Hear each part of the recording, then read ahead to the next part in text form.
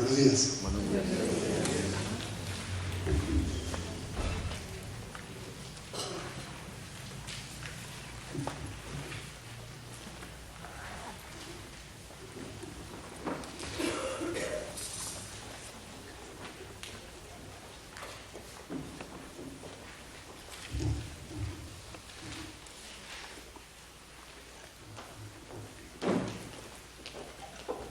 Me solicitan que haga una introducción de los aspectos principales de demanda y contestación, haciendo tal vez un paralelo o una comparación entre el Código General del Proceso y el Código de Procedimiento Administrativo y de lo Contencioso. Me voy a concentrar inicialmente en el Código General del Proceso y voy a tratar de hacer algunas referencias a la Ley 1437. Y específicamente voy a hablar de algunos temas que son medulares para poder presentar una demanda y lo que nosotros consideramos en la jurisdicción. Para los que no me conocen, yo soy juez civil del circuito de Bogotá. Y en este momento en que para nosotros en la jurisdicción ordinaria recién está iniciando la vigencia del Código General del Proceso, es de cardinal importancia que los abogados comprendan y no solamente interioricen el código, sino que lo acepten. Tanto el Código de Procedimiento como el Código General del Proceso, porque hemos tenido fallas históricas en las presentaciones de la demanda y ustedes conocen el resultado final en las sentencias. Muchas veces para nosotros los jueces es sumamente complejo conceder una retención cuando, y hablemos entre colegas, por responsabilidad del abogado no se ha formulado debidamente o se ha acumulado incorrectamente o simplemente no se ha invocado el derecho que el demandante tiene desde antes de la postulación. Entonces en un foro como estos hablamos entre colegas. Los jueces a veces queremos conceder las pretensiones y no podemos. Muchas veces nos pasa, y estoy hablando de diariamente cuando vamos a dictar sentencias, por fallas en la presentación de la demanda o fallas en la contestación, no podemos acceder al derecho estando plenamente demostrado en el proceso. Entonces, yo quiero concentrarme por el muy corto tiempo que tengo en aspectos probatorios de la presentación de la demanda. Aspectos probatorios. ¿Por qué? Porque la gran mayoría de ustedes son abogados avesados. Todos ya han presentado una demanda y recordarán elementos formales, prácticos de lo que es su diseño, su elaboración, su presentación, su sometimiento a la jurisdicción. Voy a hacer un comentario inicial antes de dar introducción a los aspectos que quiero tocar, que son los de la presentación de la demanda. Sé que ustedes en la jurisdicción de lo contencioso, y me refiero a ustedes como abogados que normalmente trabajan en esa jurisdicción, ya trabajan con Código General del Proceso desde el año 2014, porque por una providencia del Consejo de Estado de junio de ese año, de ponencia del doctor Enrique Gil, se estimó que el Código General ya había entrado plenamente en vigencia. Para nosotros no, para nosotros apenas este año estamos estrenándonos. Sin embargo, quiero recordar aspectos puntuales para hoy. A los abogados tal vez se nos olvidó, incluidos los jueces, que el legislador tomó suficiente tiempo y mesura para redactar las normas concernientes a la presentación de una demanda. Y se nos olvidó a nosotros consultar directamente las leyes. ¿Todos trajeron el Código General del Proceso? Todos lo trajeron, ¿verdad?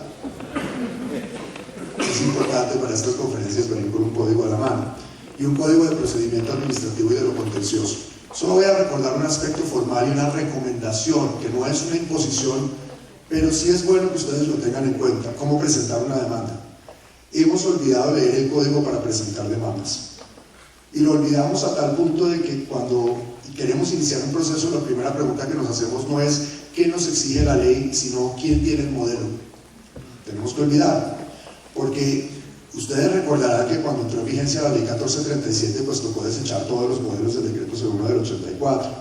Y ciertamente por lo que les voy a contar hoy, es absolutamente imperativo que desechemos todos los modelos del Código de Procedimiento Civil. En primer lugar porque venían mal redactados, venían en desorden, habían acumulado situaciones y capítulos y títulos que exigía el artículo 75 del Código de Procedimiento Civil o el 162 de lo contencioso.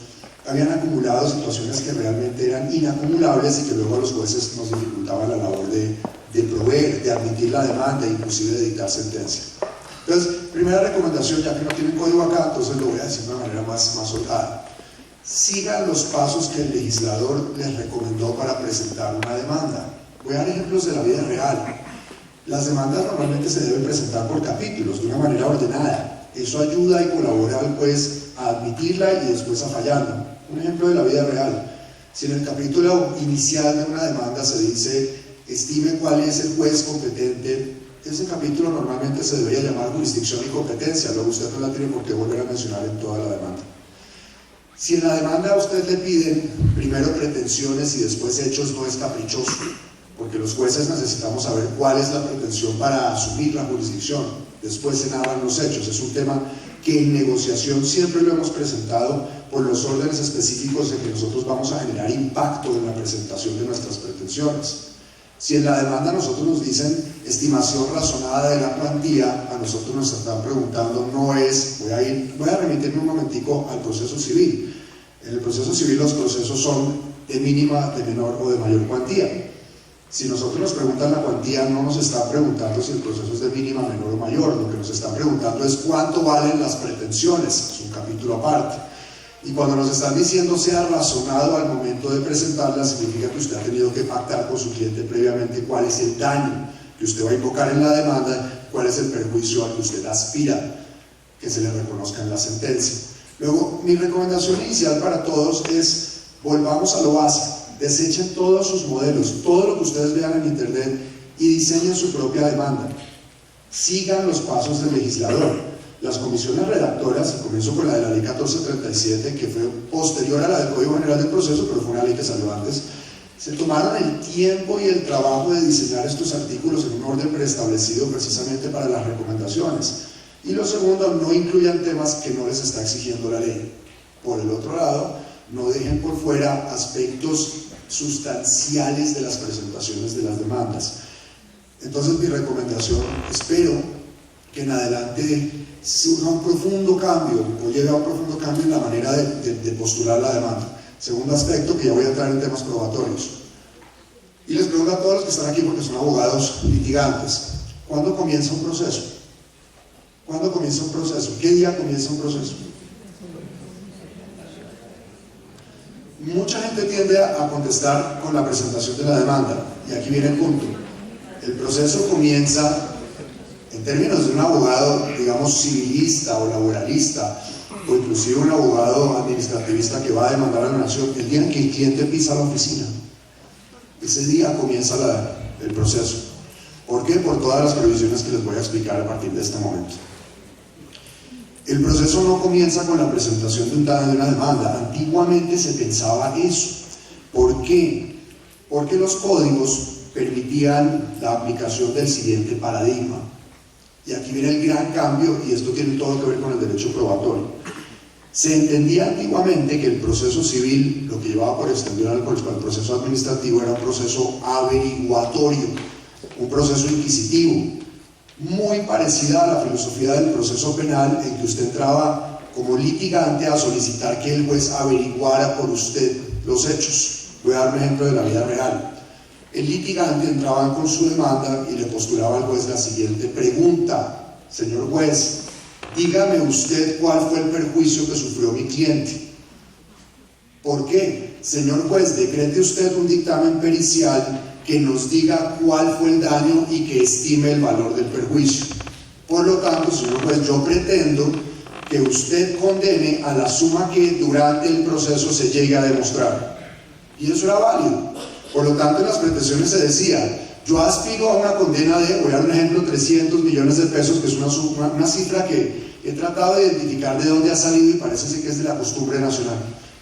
300. Algunos dicen 400 cuando el abogado está sumamente, digamos, botado. Le dice al cliente: estoy botado, pidamos 400. Y si el cliente se molesta, le dice: entonces pidamos 500. Pero no sabe de dónde. Y entonces le dice al juez: señor juez, pretendo que condene al pago de 500, o de 600, o de 700, o de 300, de acuerdo con la justa tasación de peritos. Y luego pido testimonios para que vengan a declarar en relación con, comillas, los hechos de la demanda y su contestación, el demandante o el demandado. Y luego, cuando vienen los testigos al proceso y cuando vienen los peritos, es cuando yo les pregunto por vía de cuestionarios: dígame usted cuál fue el perjuicio que sufrió mi cliente.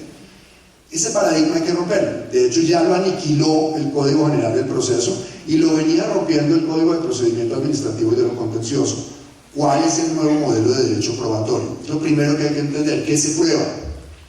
En el Código de Procedimiento Civil, que tenía influencia en el Decreto 01 del 84, se probaba una afirmación indeterminada. Quiero saber qué fue lo que pasó. Casi como en el proceso penal. En el Código General, en el CEPACA, ahora la condición es esta: las pruebas son de verificación de las afirmaciones. Tengan muy en cuenta eso. Voy a repetirlo: las pruebas son todas de verificación de informaciones. Si yo traigo un dictamen pericial es para que diga exactamente lo mismo que yo dije en demanda. Si yo dije en demanda que se causó un daño, por ejemplo porque se rompió un puente, o en lo civil se causó un daño porque en un accidente de tránsito una persona perdió un vehículo, yo tengo que decir en la demanda exactamente, en cifras precisas, cuál fue ese daño, y el dictamen pericial lo que me lo va es a corroborar. Por lo tanto, los testimonios vienen también a corroborar. Un testimonio tiene que entrar en consonancia absoluta, y hoy van a escuchar una conferencia sobre práctica de la prueba testimonial, no lo vayan a perder de vista. Entonces voy a comenzar desarrollando aspectos necesarios de la presentación de toda demanda, con influencia obviamente en el Código de Procedimiento Administrativo. Aspecto inicial: los efectos de presentación de una demanda.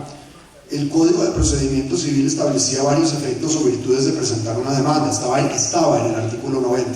Una demanda tiene la virtud de interrumpir la prescripción, evitar que se produzca la caducidad, y con los años le fuimos incluyendo otras. Constituye al deudor en mora siempre y cuando se le notifique el auto admisorio de la demanda o el mandamiento.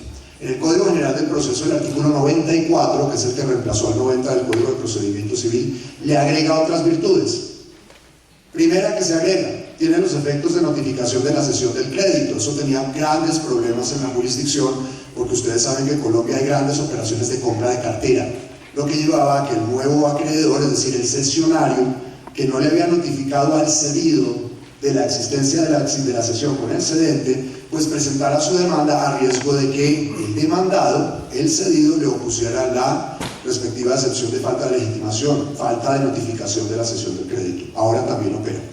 La siguiente virtud que se agregó, y esto es un efecto sustancial sumamente interesante que va para todos los ámbitos, también artículo 94 del Código General del Proceso. Ahora se permite, igual que en el proceso laboral, de hecho igual que en el Código Sustantivo del Trabajo, que el acreedor por una vez requiera al deudor por escrito para que cumpla su obligación, caso en el cual ese requerimiento escrito tiene la virtud por una vez de interrumpir el término de prescripción. Es decir, aumentamos las posibilidades de interrumpir el término de prescripción. Voy a dar un ejemplo de la vida real. Uno le debe dinero a un banco. El banco normalmente lo requiere a uno para que uno pague. A veces le hace la llamada telefónica, a veces le envía un correo electrónico. Pero ahora la norma dice, ese requerimiento que el banco le hace al deudor por escrito, en concreto, en relación con el pago de una deuda, le interrumpe por una vez el término de prescripción. Por ejemplo, de la vida real, si uno ha suscrito un pagaré con el banco, su término de prescripción es de 3 años. El banco lleva, por ejemplo, 2 años, 11 meses, y está a puertas de que le prescriba la acción. Por ejemplo, la acción cambiaria derivada del título de valor. Si el banco me requiere por una vez, tendrá 3 años más. Una norma sumamente interesante que no está circunscrita exclusivamente para las obligaciones civiles o comerciales. Es una norma genérica. Luego es importante saber que el Código General trajo otras opciones y otras virtudes de presentar una demanda. Bien, aspectos del derecho probatorio. Primer aspecto, el dictamen pericial. El Código General del Proceso establece que el dictamen pericial debe ser aportado con la demanda o la contestación. Yo voy a dar algunos aspectos claves porque no voy a definir toda la prueba, sino lo que atañe al deber de aportación, que tiene muchísimo que ver con el sistema de carga de prueba. Deber de aportación. El demandante ya no puede, en Código General del Proceso, solicitar el decreto de un dictamen pericial.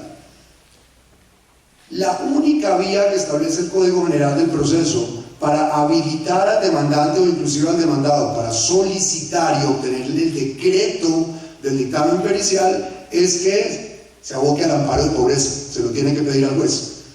Si el demandante o el demandado solicita el amparo de pobreza, el juez podrá utilizar sus potestades oficiosas para decretar el mismo dictamen pericial. Por lo tanto, ni en demanda ni en contestación ya se puede solicitar dictamen. Y esto lleva un riesgo altísimo, porque todos ustedes ya saben que este es un proceso por audiencias, en el cual voy a caracterizar un momentico el proceso verbal, que va para las pretensiones de menor y mayor cuantía, solo se llama verbal. En el artículo 372, para que ustedes luego lo revisen con calma, hay 3 opciones de decreto de pruebas. La del parágrafo del 372, la del numeral 10º del 372 y la del numeral 7 del 372. 3 opciones para decretar pruebas. Todas me llevan a la misma conclusión. No es sino hasta el momento en que el juez va a citar a la audiencia hasta cuando se pronuncia sobre la práctica de pruebas y el decreto de las pruebas. Entonces, voy a dar unos ejemplos de la vida real. En el modelo tradicional se pedía el dictamen pericial con la presentación de la demanda o la contestación, y se sabía que el juez, salvo que la prueba fuera impertinente, inconducente, inútil, la iba a decretar. En el modelo actual, el riesgo es el siguiente: solo hasta la audiencia inicial o hasta el auto de convocatoria el juez se pronunciará sobre esa solicitud. Ya nos está pasando, porque yo he tenido la fortuna de viajar casi por todo el país hablando con jueces colegas. Nos está pasando en la jurisdicción ordinaria que el 90% de las demandas que se han sometido a la jurisdicción vienen acompañadas de una solicitud de dictamen pericial. Lo están haciendo con el modelo viejo. Y eso significa que el juez deberá hacer el análisis de acuerdo con la naturaleza del proceso. Les voy a dar 2 ejemplos de la vida real. Hay procesos que necesitan dictamen pericial y hay procesos que no necesitan dictamen pericial. Dicho de otra manera, hay procesos en los cuales el dictamen pericial es un requisito de presentación de la demanda y hay otros que simplemente es una actitud a ruego del litigante. Ejemplo, en los procesos divisorios civiles se necesita un dictamen pericial para determinar si hay mejoras, sobre todo si hay partición del bien, sobre todo si hay avalúo del bien. Luego, el requisito de presentación de la demanda, presentar el dictamen. Allá, ejemplo, si el litigante solicita el decreto de un dictamen en su práctica, podrá el juez inadmitir la demanda para que lo aporte. Pero en los procesos de responsabilidad extracontractual, donde no hay requisito de admisibilidad de la demanda ni para fallo tener un dictamen pericial, eso depende de la solicitud del demandante, pues se defiere en el litigante la posibilidad de aportarlo, más no de pedirlo. Y aquí es donde viene el riesgo. Si el litigante utiliza un modelo del año pasado donde dice solicito dictamen pericial e inclusive cumplo con toda la carga, establezco el cuestionario, digo cuál es la especialidad del perito, la ciencia, el arte, la técnica, la disciplina, el juez guardará prudente silencio. La razón: porque no existe norma que le permita al juez inadmitir la demanda por una deficiente solicitud probatoria. Esto lo voy a decir inclusive para la prueba testimonial, va a aplicar para la prueba documental y obviamente para la prueba pericial. Entonces, ¿qué va a ocurrir? El juez no tiene herramientas para inadmitir la demanda porque el litigante pidió dictamen pericial. Él guardará silencio y únicamente se lo informará en la audiencia inicial. Es en la audiencia inicial y agotadas las actividades de la audiencia inicial, no me gusta hablar de etapas porque habla más de actividades. Agotadas todas las actividades, el juez finalizará diciendo vamos a decretar las pruebas y comenzará así. Lo primero, respecto del dictamen pericial, se niega. Usted tenía que aportarlo con la presentación de la demanda. Y por lo tanto, en ese momento el litigante ya no tiene una oportunidad nueva. Él ya no le va a poder decir al juez, entonces deme un plazo para ir a conseguirlo, porque ese plazo debió solicitarlo con la presentación de la demanda. Hago el paréntesis. Entonces, en Código General del Proceso, ¿cómo funciona? Algo parecido va para el CEPAC, ahorita lo voy a comparar. Cuando usted presenta su demanda o su contestación y está en una situación en que no pudo obtener el dictamen pericial, usted se lo informa al juez. Señor juez, no pude obtener el dictamen pericial. No es simplemente plazo porque sí, porque hay que justificar todas las actuaciones de los abogados. No pude. ¿Por qué no pude? Varias razones. Porque el demandado está en posesión del objeto a peritar, porque no tuve suficiente tiempo, eso puede pasar, porque el objeto está en poder de un tercero, etc. O porque está sometido a reserva y no he podido levantar la reserva por vía del derecho de petición. En ese caso, el juez debe conceder un plazo que no debe ser inferior a 10 días. No es que no debe superar, sino al contrario, que no debe ser inferior a 10 días. Estoy hablando del Código General del Proceso. Y cuando dicen no inferior, es que el juez no puede conceder ni 8, ni 9, ni siquiera 10. De 11 para adelante todo está bien. Y se entenderá bien presentada la demanda, igual la contestación. Cuando se contesta la demanda, en Código General, el aportante deberá decírselo al juez: pues no pude aportar dictamen pericial, necesito plazo, caso en el cual la demanda se entenderá contestada en tiempo y hay que presentar la contestación de la demanda y pedirle plazo al juez para la consecución del dictamen. Esto llevará unas consecuencias y unos rendimientos altísimos dentro del proceso. ¿Por qué? Porque el dictamen ya viene rendido desde la presentación de la demanda o desde la contestación. Luego el comportamiento que se debe asumir después en el proceso ya será un comportamiento distinto al que plantea el Código de Procedimiento Civil. Por ejemplo, ya no esperaremos a que después de rendido el dictamen nos corran traslado, por ejemplo, para pedir aclaración, complementación o petarlo por error grave. A pesar de que en el Código de Procedimiento Administrativo y de lo Contencioso sí aparezcan esas opciones de solicitud de aclaración, complementación y objeción por error grave, porque allá sí quedaron consignadas. Sin embargo, comienzo a comparar. Recuerden ustedes las reglas básicas de la Ley 153 de 1887. La norma anterior debe ceder ante la posterior. La norma general debe ceder ante la especial. Y ahora sí, empiezo a comparar. Resulta que el Código de Procedimiento Administrativo y de lo Contencioso reguló también el dictamen pericial, y hay una extensa regulación del dictamen pericial. Y esto que voy a decir todavía no ha sido pacífico en la jurisprudencia administrativa. Resulta que el Código Contencioso remite en lo no regulado al Código de Procedimiento Civil. Civil, claro, porque para 2011 no estaba expedido el Código General del Proceso. Entiéndase que con la derogatoria del Código de Procedimiento Civil, pues toda la remisión es al Código General del Proceso. Y aquí viene la clave. Se entendió inicialmente, y sé que todavía lo están entendiendo así en los juzgados, en los tribunales, que por razón de que el Código de Procedimiento Administrativo y de lo Contencioso todavía dice se puede pedir dictamen pericial, y que en tal caso el juez lo designará de la lista de auxiliares de la justicia. Por esa razón todavía los demandantes hacían la solicitud de la prueba en su escrito de demanda o contestación. Solicitud que además es bastante económica, porque usted no tuvo que salir a contratar al perito, era dentro del proceso que se iban a fijar los honorarios y de la lista.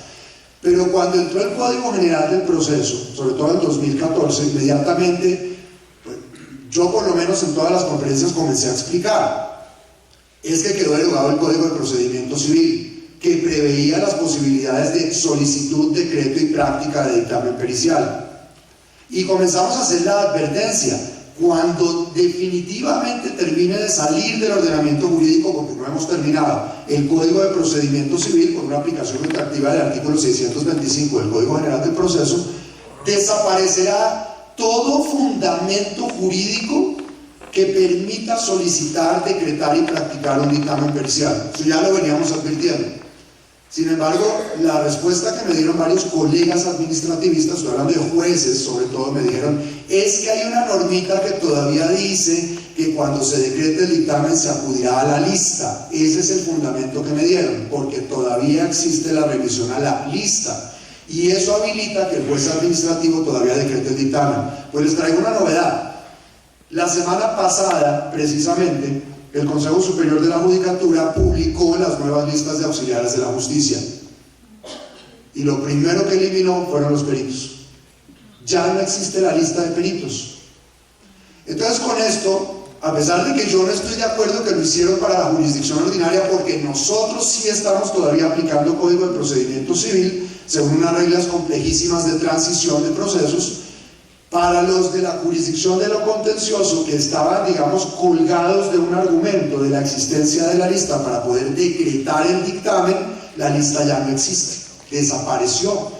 Estaba en problemas, les quiero contar, yo soy juez de la República, soy juez 45 civil de circuito de aquí de Bogotá, y estoy en problemas esta semana. Ayer tenía que decretar un dictamen pericial pedido desde el año pasado. Recuerden ustedes que las pruebas solicitadas antes de la entrada en vigencia del código se deben decretar y practicar de acuerdo con la ley vigente al momento que se solicitaron. Eso lo dice el numeral quinto del artículo 625. y el inciso segundo del artículo 40 de la ley 153. Ayer a las 2 de la tarde yo estaba en problemas para poder decretar un dictamen porque yo sí estaba sometido a la lista. Me lo derogaron anticipadamente, pero para la jurisdicción de lo contencioso no le vemos problema. ¿Por qué? Porque en el Código de Procedimiento Administrativo se hizo mucho énfasis en el dictamen pericial de parte. El doctor Martín Bermúdez tiene un libro sobre el tema, ha tratado muchísimo el tema. Entonces la propuesta que veníamos haciendo desde el año 2014 era la siguiente: como quiera que el Código de Procedimiento Administrativo y de lo contencioso remitía expresamente a normas del Código de Procedimiento Civil que permitían, muy en pasado, la solicitud, decreto y práctica de dictamen pericial, toda revisión normativa ahora va directo al Código General del Proceso, y el Código General no permite de ninguna manera, salvo amparo de pobreza, solicitar, decretar y practicar un dictamen pericial. Es que si ustedes lo revisan, no existen las normas. La única regulación que existe, y voy a insistir mucho en esto, es para aquel caso en que el juez decreta la prueba de oficio, que es prueba oficiosa, o la persona está amparada por pobre, caso en el cual se acude a la regulación del decreto de oficio del dictamen pericial. Luego, una recomendación entonces, es que hasta la semana pasada hasta podíamos soportar el argumento de que el litigante pudiera, en demanda o contestación, voy a aventurar una afirmación, creo yo que todos los que están acá normalmente son demandados en los procesos. Entonces, en la contestación de la demanda yo ya no puedo llegar con el efugio de es que el Código de Procedimiento Administrativo y de lo contencioso todavía permite la petición del dictamen pericial, porque es que tengan cuidado que la primera norma que se refiere al dictamen pericial del CEPACA dice: se regulará por las normas del Código de Procedimiento Civil. Se regulará por las normas del Código de Procedimiento Civil el dictamen pericial. Y recuerden un cambio que hubo del decreto 01 del 84 a la ley 1437 en materia general de pruebas, que es el siguiente. El decreto 01 traía en materia de pruebas la siguiente norma. Decía: en asuntos probatorios se estará a la regulación del Código de Procedimiento Civil, y tenía la siguiente frase, que era una frase potentísima: en lo que sea compatible con esta actividad. En lo que sea compatible, mutatis mutandis, con la actividad administrativa jurisdiccional que regula el 01 del 84. Pues esa frase ya no existe en la ley 1437. Es decir, ya no es posible que el juez administrativo haga una interpretación del Código General del Proceso, del procedimiento civil, diciendo: yo traigo la norma, la importo a este procedimiento, pero primero le voy a hacer unos ajustes necesarios para que me cuadre o me encaje con la actividad administrativa. Ya no se puede, porque se eliminó la frase y fue absolutamente intencional. Esto consta en los anales o la presentación que se hizo a la 1437, o sea, los antecedentes que son públicos. Intencional quitar la posibilidad de que el juez administrativo hiciera ajustes, acomodara, o sea, dijera: la norma me sirve mutatis mutandis, o la aplica toda o no la aplica. Recuerden que la revisión es íntegra en régimen probatorio, y recuerden el artículo 1 del Código General del Proceso. Este código se aplica siempre y cuando en otro código no exista una regulación expresa sobre determinado tema, y entonces la conjunción es absoluta. Les repito, se acaba completamente la posibilidad de pedir dictamen pericial, y les digo nuevamente por qué. Porque inclusive el Consejo Superior de la Judicatura, que estaba en mora de actualizar su lista de auxiliares de la justicia, ya lo hizo la semana pasada. Inclusive, vuelvo y digo, estamos en problemas, ya nos asignaron las claves a los jueces y estábamos buscando desesperados los peritos, no porque no supiéramos el tema, sino porque estábamos todavía en Código de Procedimiento, pues no están. Entonces, si ustedes piden, ya no van a ver de dónde sacarnos. Por lo tanto, tengan mucho cuidado en este momento cuando vayan a planear una contestación, porque tienen que llegar con el dictamen pericial, o por lo menos tienen que acudir a las normas que les permiten a ustedes solicitar el plazo prudencial para desarrollar el dictamen pericial y presentarlo con la demanda. Punto número 1. Punto 2. El tema del juramento estimatorio. En la demanda civil, desde la ley 1395 de 2003, se impuso un régimen general de juramento estimatorio que antes estaba reservado solo para dos procesos, básicamente en el proceso civil. Estaba reservado para el proceso divisorio, donde se pedían mejoras, y estaba reservado para el proceso ejecutivo, donde se cobraban obligaciones de hacer y de no hacer. Entonces allá tocaba estimar bajo juramento el perjuicio. La ley 1395 lo generalizó en el artículo 211 y se dijo así: cuando en la demanda se pretenda o en la contestación se pretenda el pago de una indemnización, una compensación, mejoras o frutos, la cuantía deberá estimarse bajo juramento, es decir, el monto. El monto no se refiere a la causa, no se refiere al hecho generador, se refiere exclusivamente al monto. Aquí van a tener una sesión sobre derecho probatorio, no me voy a extender demasiado en eso. Pero se refiere al monto, es muy importante. Es decir, si yo digo, por ejemplo, en accidente de tránsito,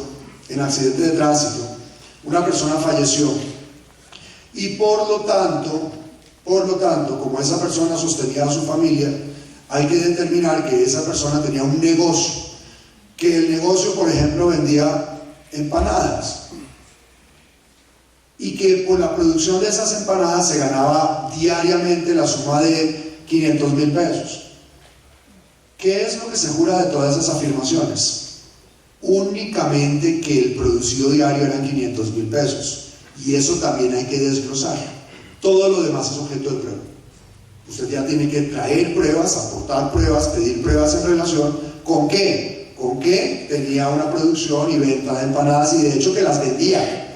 Lo que se jura es por cuánto las vendía y cuánto percibía. Y obviamente aquí entramos ya a especializarnos mucho más los abogados, se vuelve un código sofisticado, porque el abogado tiene que devolverse donde el cliente, y esto se los digo para que contesten a veces sus demandas bien, el abogado tiene que preguntarle al cliente cuál era su ganancia bruta y cuál era su ganancia neta. Nos volvemos contadores, y para eso tenemos que recurrir a los contadores, porque usted no puede llegar a la jurisdicción a soltar esas cifras que todos conocemos y decir que se condene al pago de 300 millones de pesos por venta de empanadas, porque nosotros vamos a inadmitir las demandas. Y les recuerdo lo que pasó en el año 2012, cuando ya nos acostumbramos al juramento estimatorio, y ni qué decir cuando entró el Código General del Proceso.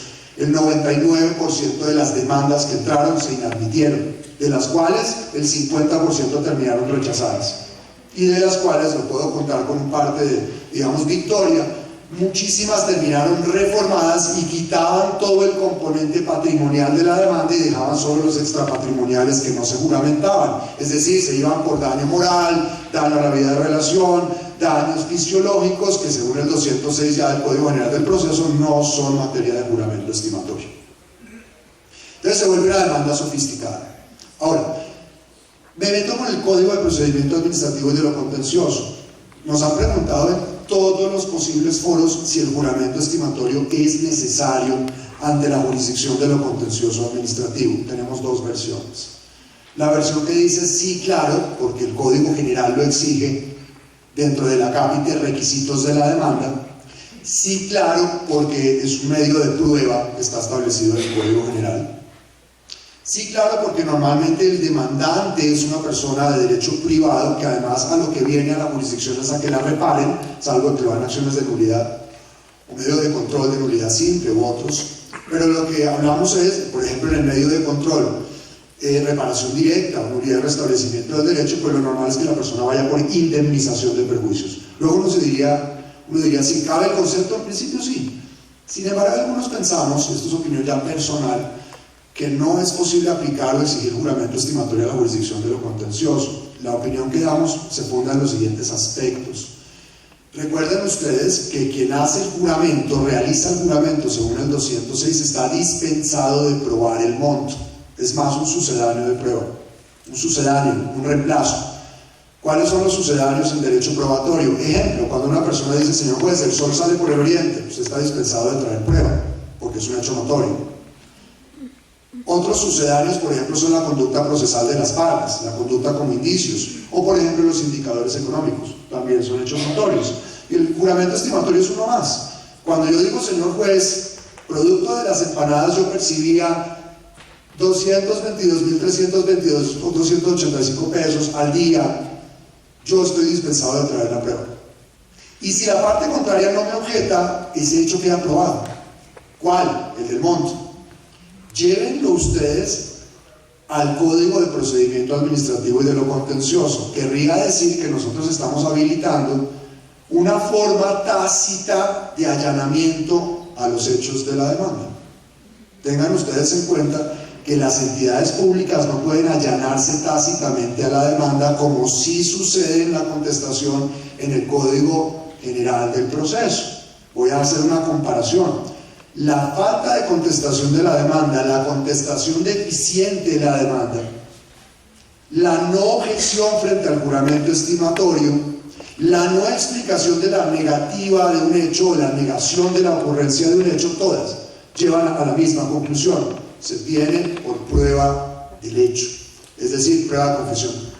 Si usted al contestar una demanda, estoy hablando del procedimiento civil, ejemplo, dice no me consta, debiéndole constar, un ejemplo de la vida real, es usual que el demandado, frente a un hecho que le atañe directamente, un ejemplo como este: alguien me demanda a mí y me dice usted tenía que venir al auditorio de la alcaldía a las 8 de la mañana, no vino, y yo le contesto no me consta. Tiene que ver conmigo. Si yo voy a decir, me opongo a ese hecho, yo voy a decir no es cierto si vine, y es una afirmación definida y tengo que traer prueba.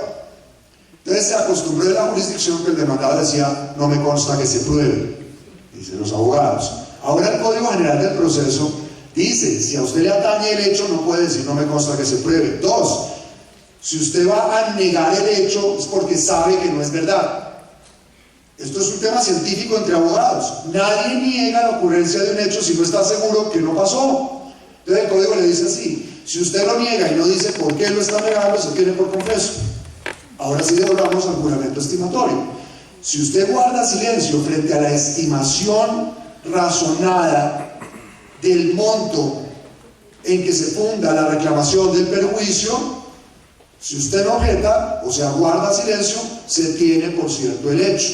Es decir, que usted como administración está aceptando que en verdad usted vendía 322.000 pesos al día por empanadas. Entonces, el mensaje que estamos dando es un mensaje protector. No es que utilicemos la norma mutatis mutandis, no, es que consideramos que no aplica. Porque entonces, frente al silencio de la administración, pues le quedaría muy fácil a todos los demandantes decir simplemente: señor juez de la República, mi daño es este, mi perjuicio es este, y ustedes ya saben por qué se creó la Agencia Nacional de Defensa Jurídica del Estado. Saben un segundo del tema. La Agencia Nacional se creó por un llamado de la Contraloría porque las entidades públicas no se estaban defendiendo y todavía no lo están haciendo, por razones de presupuesto, por razones de tiempo, por razones territoriales, no contestan la demanda. Imagínense que a todos los demandantes les exijamos juramento estimatorio. La misma previsión que estamos llevando al derecho laboral. ¿Para qué le vamos a pedir a un trabajador que haga juramento estimatorio de los perjuicios que se le causó en no pago de su salario cuando eso ya tiene una tarifa legal establecida? ¿Qué ganancia tiene que usted le pida a un trabajador juramento estimatorio? ¿Y cuánto más va a lograr? Juro que los perjuicios son superiores al 100% de lo que me establece la ley cuando hay indemnización moratoria. Ese era el puntico que quería tocar de juramento estimatorio. Hay que analizarlo un poquito más en la jurisprudencia. Punto siguiente: prueba testimonial. Van a tener aquí una sesión de pruebas específicamente de los testimonios. Yo repito el comentario inicial. ¿Cuál es el nuevo paradigma probatorio en el Código General del Proceso? Voy a insistir. Ya no se permite que el juez entre a averiguar por el demandante o el demandado lo que pasó. El juez lo que viene es a constatar afirmaciones. Claro, él tiene unos amplísimos poderes oficiosos para verificar esas afirmaciones. De ahí el por qué entonces el Código General dice así: usted ya tiene que entrar con su dictamen, ya lo dije. Tiene que hacer juramento estimatorio, ya lo dije. Pero vamos con el testimonio. Y voy a hacer una introducción para cuando venga la charla del testimonio. Artículo 212, nunca lo vayan a olvidar. 212. La gran diferencia es que usted entra con su demanda o su contestación explicando el porqué del testimonio. Ahí dice que la solicitud debe ser concreta. Explico la diferencia. En el Código de Procedimiento Civil, cuando usted pedía un testimonio, decía básicamente esto: se pide la declaración de Juan para que venga a declarar sobre los hechos de la demanda o la contestación. Y eso era válido, una explicación sucinta, aunque no nos gustaba en la doctrina, se admitía en la jurisprudencia. Ahora el Código General le dice: haga una manifestación concreta, y concreta significa diga cuál hecho de la demanda es el que viene a verificar el testigo. Luego, ustedes van a tener mucho cuidado porque cuando lleguen a audiencia, cuando el juez informe al testigo, el juez debe informar al testigo a qué viene, le dirá: usted viene a declarar en relación con los hechos 12, 13 y 14 de la demanda. Se los podrá caracterizar, obviamente. Y luego el interrogatorio directo, comillas, porque así no se dice en el 221 numeral 4, se deberá concentrar en eso. ¿Usted a qué vino? Porque si no, usted está sorprendiendo a la contraparte. De ahí el por qué tengamos mucho cuidado cuando yo voy a pedir igualmente el mismo testigo que pidió mi contraparte. Ejemplo, yo contesto la demanda, me doy cuenta que el testigo que pidió el demandante también me sirve, debo suplir toda la carga del 212. ¿Para qué? Para que se pueda hacer mi interrogatorio directo tal como lo establece el 221. Entonces no vayan a olvidar el tema, los testigos ya no vienen a informarle al juez qué fue lo que pasó in genere, sino a verificar las afirmaciones de los hechos que se postularon en la demanda de manera concreta, para que las partes puedan programar su demanda, su contestación y sobre todo la audiencia. Y punto final, porque me queda un minutico. Documentos. El Código General del Proceso trae las siguientes restricciones, y lo dicen muchísimas normas del Código General, que son las siguientes. Cuando se quiera en la demanda o en la contestación solicitar que el juez consiga, es decir, lograr la consecución de documentos dentro del proceso, se tiene que acreditar que antes de presentar la demanda por la contestación se ejercitó el derecho de petición. Para eso ustedes deben dominar, que estoy seguro que lo hacen, la ley 1755, obviamente el artículo 23 de la Constitución y toda la jurisprudencia. Les recuerdo, el derecho de petición, y esto no es una clase de derecho constitucional, pues se ejercita frente a aquellas personas que son sujetos pasivos de la protección constitucional de derechos. Entonces, para eso uno sabe tranquilamente, aunque lo dice la ley 1755, a quién puedo elevarle derecho de petición. Mejor, una petición en ejercicio del derecho de petición. A las autoridades, a los particulares cuando ejercen alguna función pública, a las universidades, a las instituciones educativas, a las instituciones financieras, a los prestadores de servicios públicos o a aquella persona en relación con la cual yo tengo una subordinación o un estado de indefensión. Entonces preocúpense por eso, porque ahora la norma lo prohíbe. El juez se abstendrá de decretar aquella prueba que tienda a conseguir un documento que se pudo obtener por la vía del derecho de petición, salvo que se trate de documentos que por ley las partes debían aportar, como por ejemplo la historia clínica, que quedó totalmente regulada en la 1437. Creo que con esto tienen un panorama probatorio de lo que es la presentación y contestación de la demanda. Muchas gracias.